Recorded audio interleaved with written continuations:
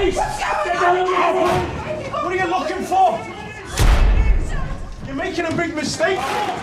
He's only a kid. Dad, I haven't done anything.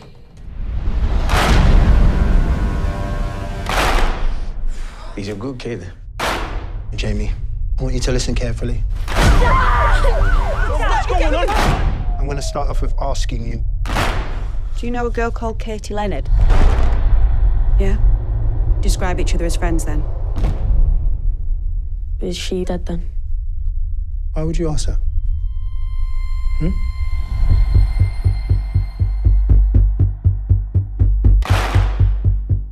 So do you think it would be okay if we speak about it? I haven't done anything.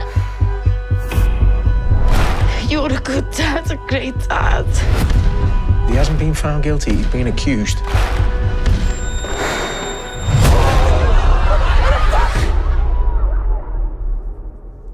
What have you done? Banged by a girl, you sausage. You're not getting it. What am I not getting? Dad, you're not reading what they're doing. It's a call to action by the manosphere. 80% of women are attracted to 20% of men. You must trick them because you'll never get them in a normal way. We've done nothing wrong, have we? Hey!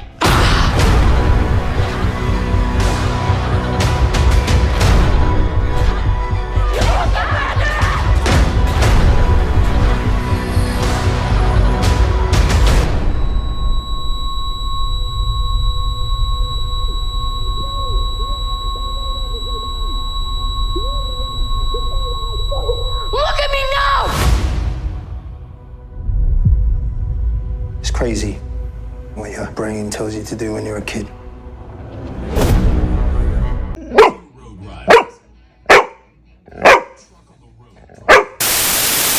Ladies and gentlemen, welcome to another episode of the Nerd Chronicles with your host, the socio-awkward nerd, Christian Paul, speaking.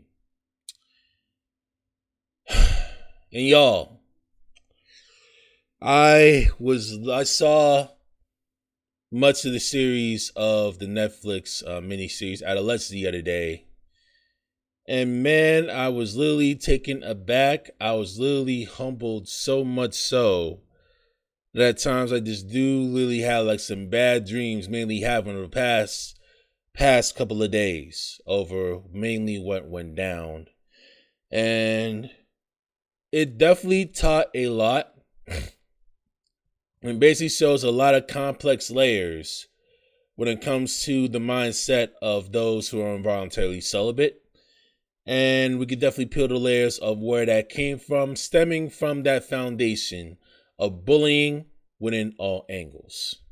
Now, I want to let people know that there are going to be spoilers throughout all of this, okay? And I want to try and relate to those messages definitely with my personal experience, as I once was in his shoes, but not to the point where I was really being like more narcissistic, or being like a narcissistic killer on that. So I'm letting you guys know, if you have not, watched the series at all on Netflix, I advise you please do. And whenever you're done, or if you watch much of the series, just definitely come back and hit up the next chapter, as I will actually dig further detail into the series and how we can relate and what people should do definitely moving forward, and what solutions they could try to do their best to carry out the chaos that you see mainly up in the show. Now, a quick spoiler in regards to Adolescence, right? We understand about the synopsis, local police coming down on a small town up in rural United Kingdom, in which basically police have arrested a 13-year-old boy on suspicion of murdering a fellow classmate, right? Come to find out, they found out that the classmate that, the young kid named Jamie murdered, basically he wanted to actually ask Katie out and actually wanted to date her around the time. And Katie basically has rejected her through social media posts and she was actually belittling her, making fun of Jamie about being an incel, with a bunch of people mainly supporting Katie's posts, and that literally did Jamie in, man. That definitely did a number, unfortunately, on Jamie psychologically. That basically wrecked his brain, that basically wrecked his psyche, as he himself was looking to seek validation, which basically was one of the big reasons why he ended up confronting her, as you saw up on the camera. And whenever the moment that Katie mainly walked away, you know, Jamie, based on what he saw with social media and like the manosphere, pseudo-manosphere rhetoric, red pill rhetoric, however you want me to call it, you know, all he saw up in the videos is actually trying to show dominance as a man. You know, he comes up, he refrains Katie from leaving. When Katie pushes Jamie down to the floor, this is when Jamie became mainly irate and literally attacked her and utilized a knife to stab her multiple times, eventually killing her, mainly down the line where they get like a week, basically like a very vital part of organs, mainly taking her up out of here very, very tragically. And it's a very, very sickening situation. You know, definitely Katie's family has been deeply affected by it. Jamie's family has been feeling real dejected and feeling like all the heavy repercussions as a result of Jamie's actions. And to be honest, I do not fully fault Jamie's family whatsoever, because they've done everything the best that they could. There could be some times where they could be doing better, but I'm not going to fault them full on completely because of that. They've done the best they could in regards with that. And definitely the male police officer, D.I. Bascom, you know, he got shaken by it once the son actually gave him game about, you know, young kids actually just coming by and getting soaked up into the manosphere. And he's kind of shaken by that as well. The psychologist in the third episode actually was taken aback by it, although she was doing everything he can to be professional. She too was traumatized based on what went down with Jamie. And we've been seeing a ripple effect. Unruly classmates, definitely in the second episode, literally acting a fool, literally being disrespectful towards teachers, is an insane sin to shame. And the situation been gone down with Jamie, much of it is definitely similar to that my childhood that I dealt with around that time frame when I was around his age, right? Around the 7th grade. Let me go a little bit deeper. The school year was 2003-2004. I was 12, about to turn 13 near the end of the school year, when basically I had an aide beside me dealing with a learning disability when I first came through on my first year of middle school up at Pomona Middle School up in Pomona, New York, up in Rockland County. And throughout my time, I know the parents may have been dressing me more in like a professional attire, more with a professional manner. You know, came by, I see a bunch of, you know, fellow teenagers, definitely my age and definitely like a year older, came by, mainly sagged their pants, you know, definitely wearing like long, double, triple XL shirts, you know, Jordan sneakers, baggy hoodies, you know, God knows what they came by. And I was in the center of a lot of their jokes that they mainly belittled and actually teased me because of that most of the time.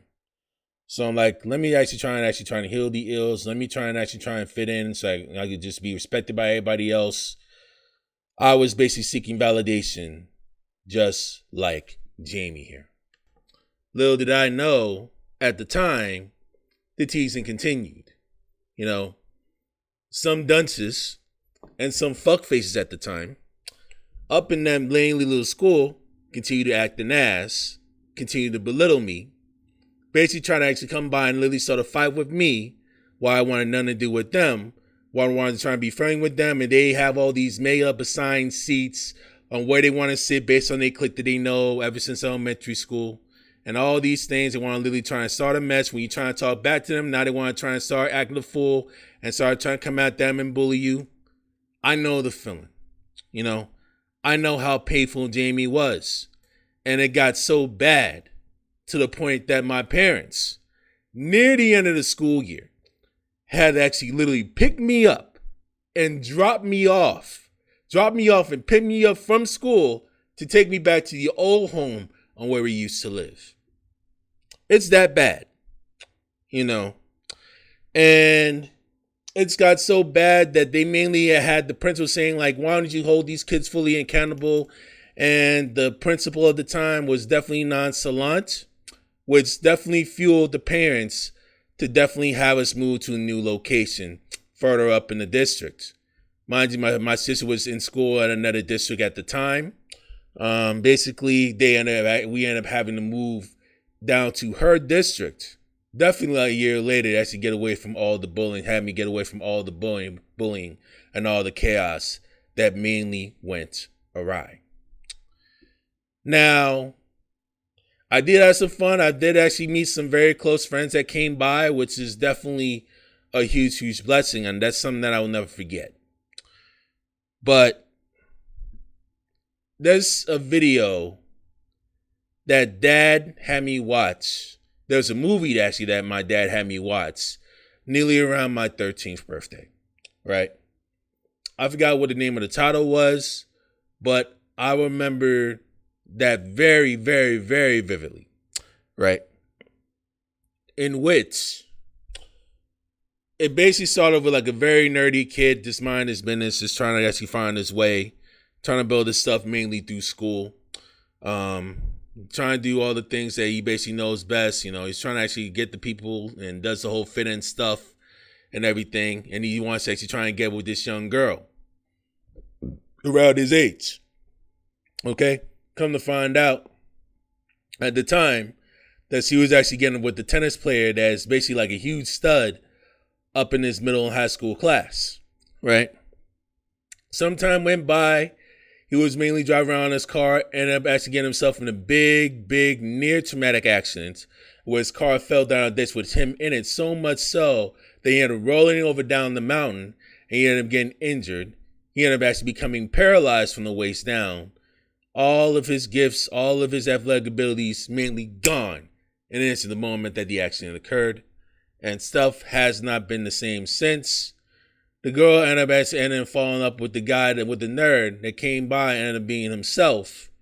And I never forgot what Dad told me.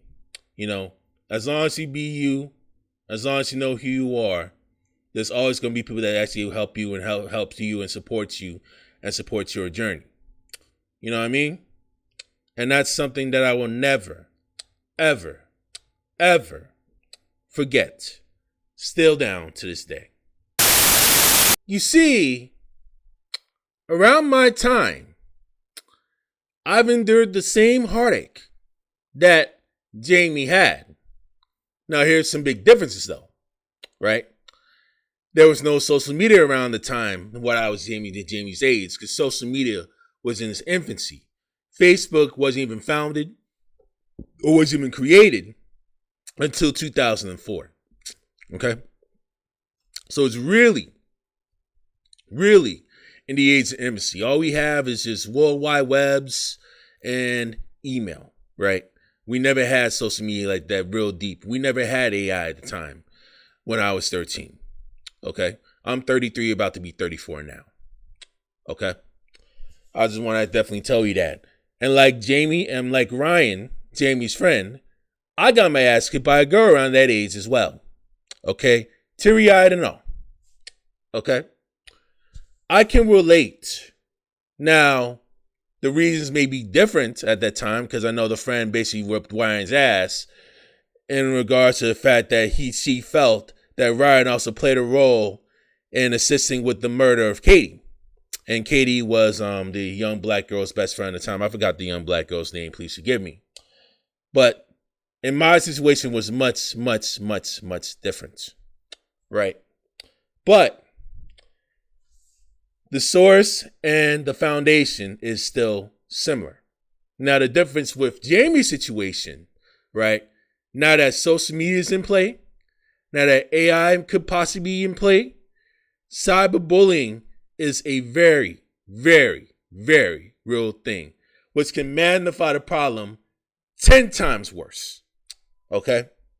So, how incel culture can be developed and how some folks can end up literally turned down to the manosphere is for one simple reason alone. It's basically what it's mainly centered. Bullying as well as cyberbullying, especially within teenagers. That's basically the main premise of the miniseries Adolescence. It's not misogyny, although it's a repercussion of the bullying. Get stoned! It definitely does play a role for sure. Yes, it does. You know, all the Andrew Tates and all the sort of red pill stuff. Yes, it does play some sort of a role. It does talk about sexual assault to a point. It does talk about assault as well. But the primary focus that's based on that series itself is straight up bullying, and how bullying can unfortunately lead to the incel culture that we see today. And given the fact that you could have certain people that can have certain screws loose, you have no idea on how he may react in the future, on how he may respond whenever he gets teased or whenever he gets disrespected. You do not know how far that person or that young boy can go. Now, I don't justify what Jamie has done. I know it took place around the times where, you know, there were like some young girls and young teenage girls that were definitely murdered, and they were two separate murders that took place up in the United Kingdom at the time. So the show is basically loosely based around those two stories, right? Now we're trying to focus more on Jamie's story here, okay? That situation when, you know, Katie got murdered, okay, right? Jamie got teased by Katie just because he got rejected by her and she belittled her. That part is definitely unnecessary, right? But what's also unnecessary is, why in the fuck would Jamie bring a knife just to try and confront Jamie, thinking that it's going to be dealing with dominance? Why? Was that necessary? Was that necessary mainly striking a knife at somebody who was unarmed, okay, attacking her multiple times, even though she pushed you down, but she never struck you with a lethal weapon, but you're the one that's attacking her with a lethal weapon. And she ended up dying because of that. Was that necessary? Okay? Like, come on, man. Homeboy here made the choice, the active, conscious choice, to take a knife from his friend, okay, bring it down and hide it right behind Katie to try to confront Katie on the bullying, right? And when she decides to walk away and not go through with all the dating and all that, and he tried to refrain from going and all the pushing, that's when he starts going buck wild. And at that moment, he chose to pull that knife out and attack her to no wit's end. And that's what led to her tragic passing. You cannot excuse it. You cannot excuse any of this, okay? You cannot excuse the behavior of Katie. You cannot excuse the behavior of Jamie, right? Because with Katie's situation, right, what she's been dealing with, all the bullying and the incel stuff, you know, that's universal karma, okay? I really hate to break it to you, and I'm not justifying what happened to her was justifiable. I'm not saying that her getting stabbed with a knife to death multiple times is justifiable. I'm not saying that. You know what I'm saying? It's universal karma, because Jamie had that stuff literally back deep up in his mind, thinking in his mind, if she starts acting out again and act the fool, I got something for her. You know what I'm saying? You do not know the mindset and how these people mainly think. You do not know how loose of the screws they can mainly go whenever you disrespect and tease somebody. Okay? You do not know. And unfortunately, she got the brunt of it. She got the karma of it because of that. You know what I mean? And I'm going to break this down separately in like a much, much deeper detailed lens. Now, the first part of the lose-lose situation, I want to focus on Jamie's situation first. To the youngins that are currently being bullied right now, especially when it comes to middle school, high school, but definitely the more so the middle school students, the ones that are coming of age, especially the dudes that have just gone through puberty. Okay. And I saw some of this other comes by. I know there's like a lot of kids that even some of them, I'm not saying all, but some of them, basically just, lost a V card at 13. Juicy! Both men and women. Okay. Not saying all, but definitely some, because I had a friend that actually told me up in football practice at the time that he lost his virginity card at 13. Now, I'm not saying it's a rare case, but I know there are some people that have lost AV cards either by other youth or they may have been molested by some adult. We don't know. But I can relate to some of this. You know what I mean? Because I've had some experience in regards with that. I have friends that actually lost AV cards at around 13, 14, 15 years old. So I can understand. I can definitely relate to actually what's actually going on in this video. What I can tell you guys, all right? I know the pain of these douchebags, okay? Calling you names, belittling you, calling you an incel, just because you never even had sex at all, right? You've never even had to have sex with anybody your age, okay? I know the feeling. And people literally start belittling you for no reason at all, making fun of you, trolling you for little no reason at all. So much so that you really want to literally blast out the finger and literally tell them, fuck you. Literally down in their face. You know what I mean? I know the pain. I know the hurt. You know what I'm saying? And all I can tell you, the best way to counter these imbeciles, okay, from doing these things to you, handle your business at school, and pay them no mind, ghost their ass, okay? They do not deserve your presence. They do not deserve your well-being whatsoever, okay? Because just like with your situation in which you're trying to find validation, they're desperately trying to find validation, actually trying to make sure that you're miserable as much as they are. And the reason why they're making fun of your ass in the first place is because they're deeply insecure mainly in the first place. You know what I mean? They way more insecure than you.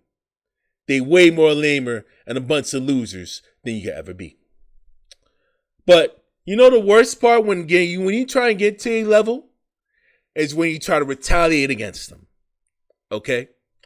When you actually try and do something very heinous towards them. And let me explain further. Retaliation, although tempting, can literally try and derail you and literally have you up in universal karma. Definitely not only in the short term, but possibly in the long run, depending on how far you take it. Right?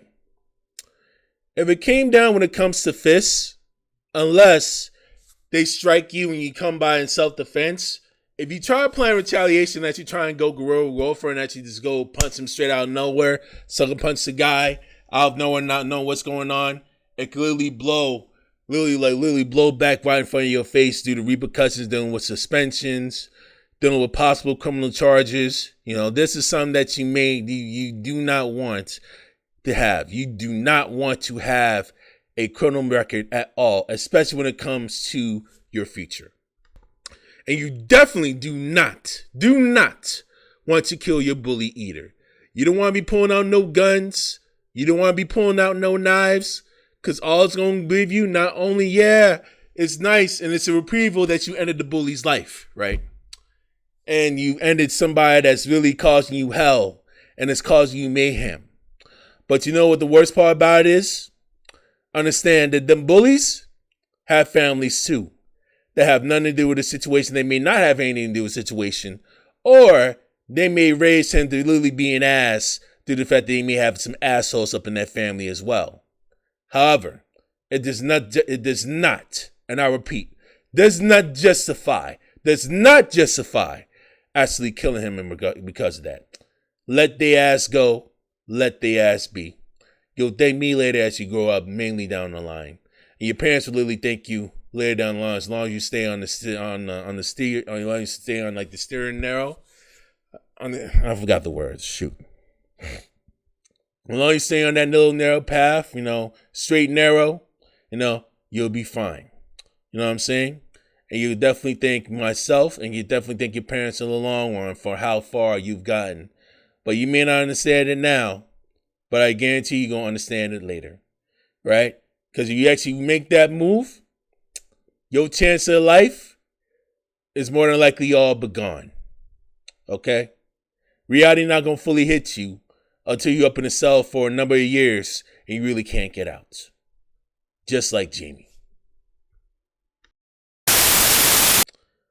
Now, I do want to speak to those that want to choose to bully, or if you got somebody that you don't even feel interested in, why would you actually try and come by and actually belittle somebody that's actually innocent, that's actually want to try and come through and be polite, right? Why do it? Is there some internal issue you got going on behind the scenes? Is there any deep issues that you may want some that he has that you envy? Or maybe he has something that's very given, or maybe he's just more intelligent than you that you're way too scared to admit. Right? Why come by and be salty towards somebody who may be a bit awkward, who may be unorthodox, okay? Why belittle him? Or her, right? You got some female incels and got some femcels up in there as well. Let me try to actually put that out there also. But I want to try and make sure we try and center it basically around the movie. All right? Always treat people with respect. Why? Because you got no idea what people are mainly going through behind the scenes.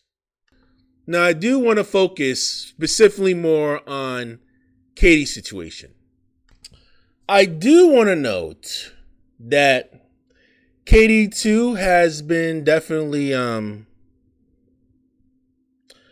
I would say she may be a victim of revenge porn due to the fact that one of her friends or former friends shared a photo of Katie topless at age 13, right?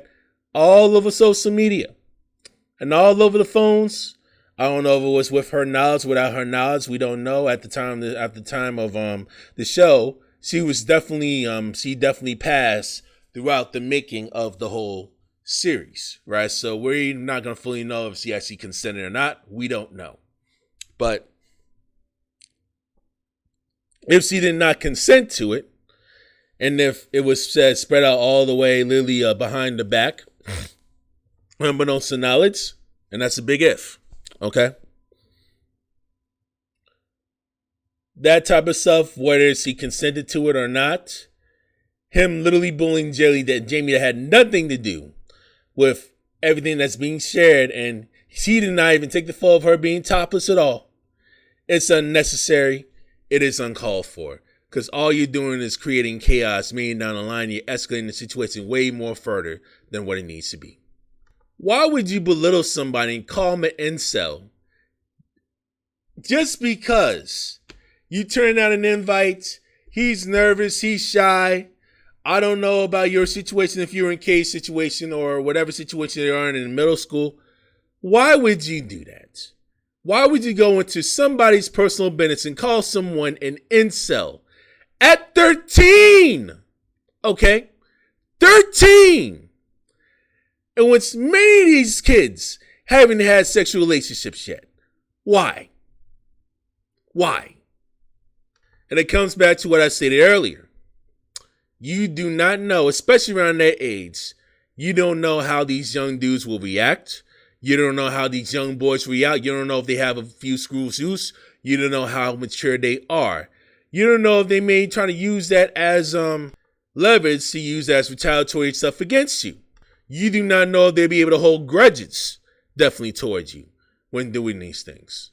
And again, this is not to justify the murder, okay, of bullies. I'm not justifying that at all. It's utterly despicable. It's utterly reprehensible. But I do know that universal karma always comes back around. You cannot anticipate or predict the mindset of some people on how they feel, on how they react. Not to excuse the actions, not to excuse their behavior. Because what they've done and what Jamie did was 100% despicable. But at least you have a much better chance at mediating the situation if you left Jamie alone, if you left that young boy alone, okay? And let him be, okay? And go on with your life rather than come by and actually belittle somebody, okay? Same thing happened with another fellow young lad who was tragically killed by the ex of one of her friends, which she was stabbed repeatedly, which is definitely very tragic in itself. But when she was definitely living at the time, she was making fun of him, basically making fun of the young boy. Shortly after, he broke up with her best friend through text. In my opinion, that was immature. And then the friend mainly belittled him and made fun of him. Very uncalled for. And he held a grudge since then. You know what I'm saying? Always treat people with respect. If they disrespect you, just simply walk away. None further. Otherwise, you can escalate the situation to way worse matters, just as we have seen between Katie and Jamie. Now, last but not least, I want to speak with the parents in the room, the teachers, definitely the politicians, all of them, right? Because it takes a collective effort to mainly counter the craziness that we mainly see up in social media. But it all primarily starts with the parents. They are literally the front lines, okay? They are the foundation to all of this. Please look yourself up in the mirror and literally lead by example. Please correct any issues that you have within yourself, whether you're the mom or whether you're the dad. Because we know everyone has them. We all have them. I have certain issues that I have to work on myself as well. Get yourself settled. If you need to go seek therapy by a mental health specialist, do that. But make sure you get yourself right before you're able to help your kids, your troubled kids. Next is to please spend time with your sons, okay? Spend time encouraging him. Spend time having fun with him. Spend time going to certain places to actually enjoy together, to give him signs of hope. Show him a role model of hope on how things are actually supposed to be done up in society. Have him lead by example. Have him bring an actual couple along to actually really trying to hang out with him, to show what an actual relationship truly is. To show how women should truly be treated, and also how men should truly be treated when it comes to relationships as well. And how respect should be a two-way street. Look into what they have found on social media, okay? Look into what they have found when it comes to the deep, dark rabbit hole of the manosphere. Or should I say, the pseudo-manosphere. For example, you'll hear content saying 80% of women get with the top 20% of men. And you'll hear some content creators saying 90% of women get with 10% of the men, the top 10% of men. Understand that it's clearly a pseudoscience rhetoric. Basically, they distorted the Pareto principle, in which its original definition was 20% of the effort you do gives out 80% of the results. That does not fully equate to 80% of women getting with the top 20% of men. That is clearly irrelevant. And it shows by evidence because there's no clinical data or nor statistical data that mainly backs it up within the country of the UK as well as the United States of America. None. Just because you have women, many come by and get with dudes that have better profiles on Instagram, better dating profiles, have higher followers, have more likes, have more views, okay? There's always going to be people that's going to have something better than them. Always, okay? Just because they actually get with people like that doesn't really fully measure the character of that particular person. Myron Gaines, for example, right? He got about $1 million right now. He a millionaire. 6-pack abs, over 6 feet tall. But yet, many of the women have been complaining about Myron because he treats the women like garbage. Not many women even want to be with a guy like Myron at all because of the way he treats people up in the video. And also due to the fact that he also has an incel mentality as well. He has a get-back mentality of women. The moment that a woman rejects him, he lets his ego mainly override him, and he actually tries to do everything he can to try and get back at that particular woman just to try to belittle her. The women that do follow, the top 10 or top 20% of men that got looks, status, game, more followers, all this other crazy stuff that you see on Instagram and other forms of social media. Are we talking about the rural ones? We talking about the ones that aren't even going on the internet much? They basically assuming that they all go into the top 10, 20% of people that they mainly look on through Instagram and whatnot and all these things. The people that follow them based on material stuff, it basically shows a reflection of that particular woman and that particular mindset. Let your boy know and let your son know that any woman that does that and that leaves you for somebody that they feel in their mind is more popular than them when it comes to material stuff, let them be. Okay? Because it shows a reflection that they care at the end of the day and how shallow and superficial they mainly are. And many of the people that's up in that school that he's in, as he's currently being bullied, are currently shallow and superficial. Trust me on that, because I was in their position before. I know what it feels like having bullies come around all over due to the fact that they miserable in themselves, due to the fact that they want what they can't have. Next, I want you to actually challenge those statements that you see that cause them to be radicalized. Basically challenge those theories, do thorough research based on the stuff, just type it in Google and see if it's verifiable through a credentialed source. And once you find that source, if it's there, make sure you thoroughly read it, make sure you thoroughly review it, and cite the sources in the bibliography. But besides that, and show that to your young son, okay? And give him a thorough explanation as to why that claim is illegitimate. And you show him some evidence, you have him do some learning, you have him do some basic definitions, and give him some real-world examples as to why that theory is illegitimate or why that theory can mainly go to wasting money and becoming dead, right? And also, if you find that pseudo-guru to actually be exposed and not fully practice what he preaches, show them that too, okay?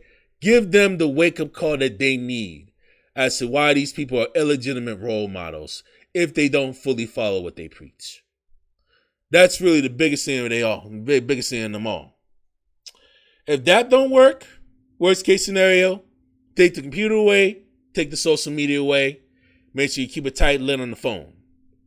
Okay, that'll be the other worst case scenario if these things mainly don't fall out.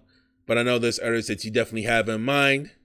And as for the teachers and as for those principals, definitely more stiffer regulations need to actually be mandated when it comes to the cell phones. You know what I mean? They definitely have the cell phones mainly up in play. The only acceptance that why cell phones should be used is if they're dealing with like an emergency situation. But when they're dealing with a teacher, they have to make sure that all these phones are collected by them at all times. If they don't, automatic detention. When it comes to certain policies, lawmakers need to literally put policies in place in regards to what's been going on in regards to incel culture to prevent unnecessary killings, to prevent unnecessary school shootings due to the fact that that incel couldn't even get his way or her way. You know what I'm saying?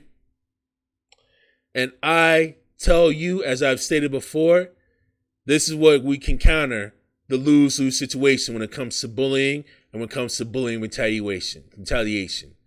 Because it is a no-win game. The families of the bully and the victims, all of them suffer because of that. It is a very, very tragic situation to deal with. And it's definitely an extremely tragic situation that needs to be avoided as much as possible. And we need to try and counter it by actually being aware of the information that's actually coming from and actually learning some of this stuff and make sure that we verify, okay? We verify the ideals that's mainly been radicalized, and we want to make sure we thoroughly fact check the information to make sure it's legitimate or not. And if it's not thoroughly legitimate and that influencer doesn't fully follow what he preaches, then you got him on the case and they can definitely show evidence, definitely down to your kids. All right. Now, before I leave, man, very touching, very depressing movie. I want to give my deepest condolences of those who have lost their lives as a result of the incel culture, as a result of bullying, as a result of bullying retaliation. I want to give my deepest condolences to the family of the relatives who've lost their lives in regards to those unnecessary, senseless tragedies.